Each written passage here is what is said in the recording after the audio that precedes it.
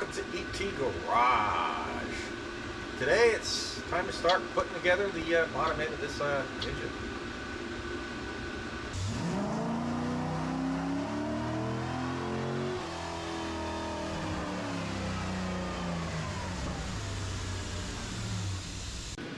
Okay, like I was saying, it's time to get this motor back together. Still waiting on the heads. And if anyone hasn't been following, some years ago I put this 383 together and probably put about 54,000 miles on it, and then cracked a couple of piston rings, took it out, refreshed it. That was like a year ago, a little over a year ago. Ended up having some more problems. I went to go take the intake off. I was having intake sealing problems and swapping to a different intake.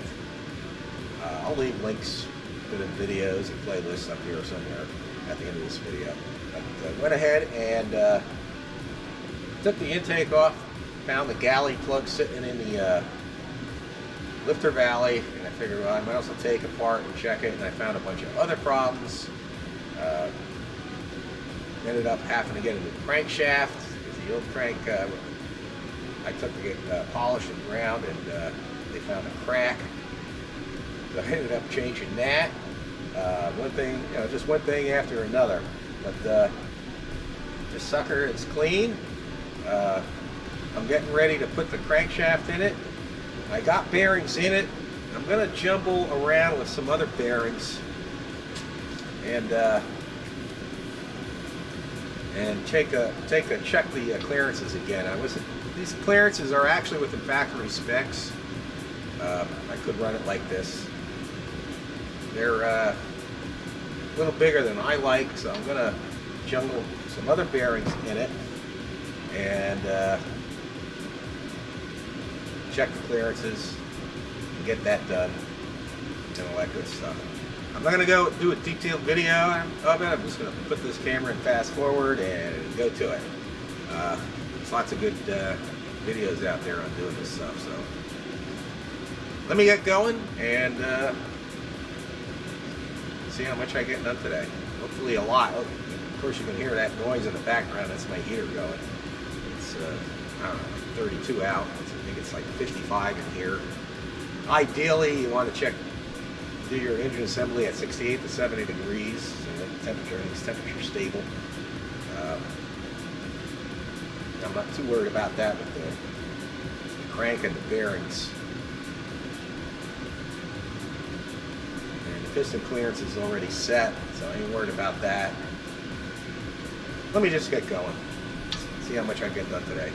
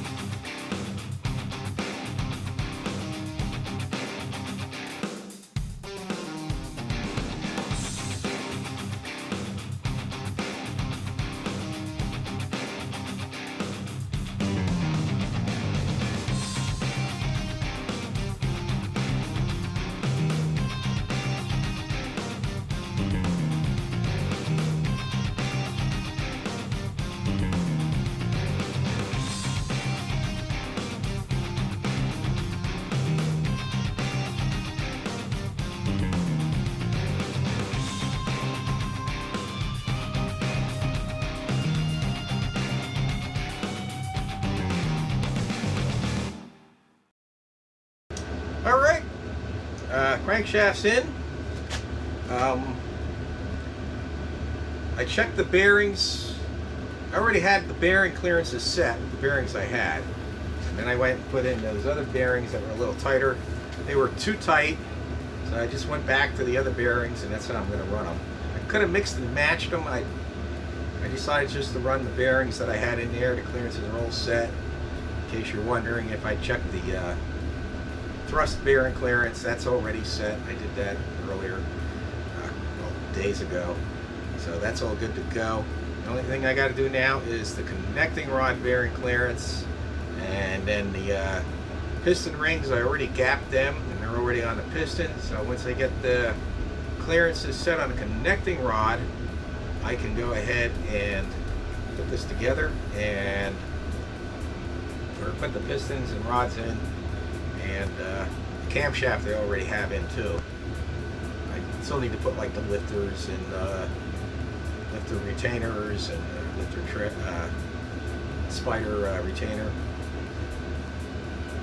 But for now, I'm going to get going on the connecting rod bearing clearances.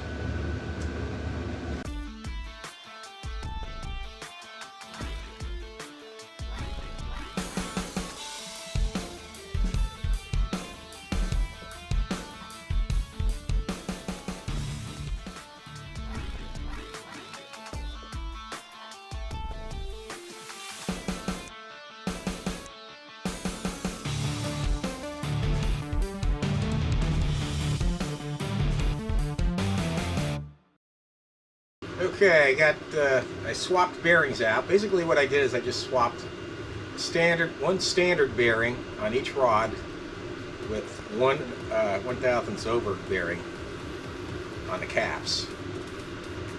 And that's how you jumble bearings together. You take a standard and you get an oversized or undersized one, and you just mix them together, as long as they're all the same bearings. And now I'm going to go check those sizes. Once I'm done with that, I can go ahead and unbolt all these caps again and start putting the assembling to the pistons and put the pistons in. Let me get going on that.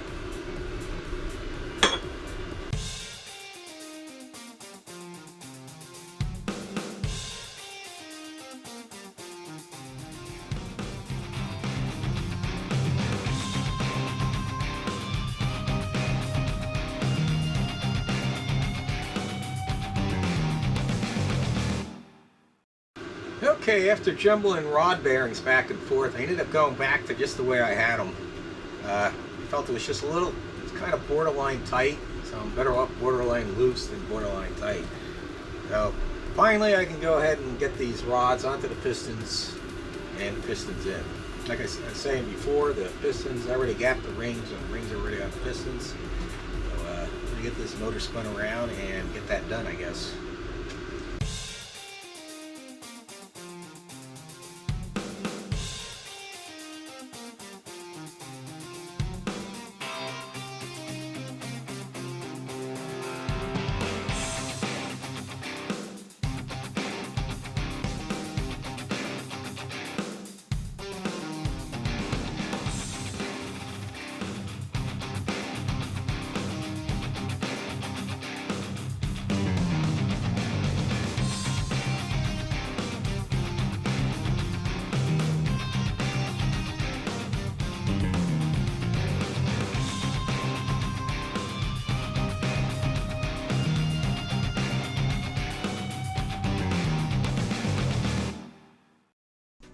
Alright, the bottom end is together as far as the pistons, rods, and crankshaft.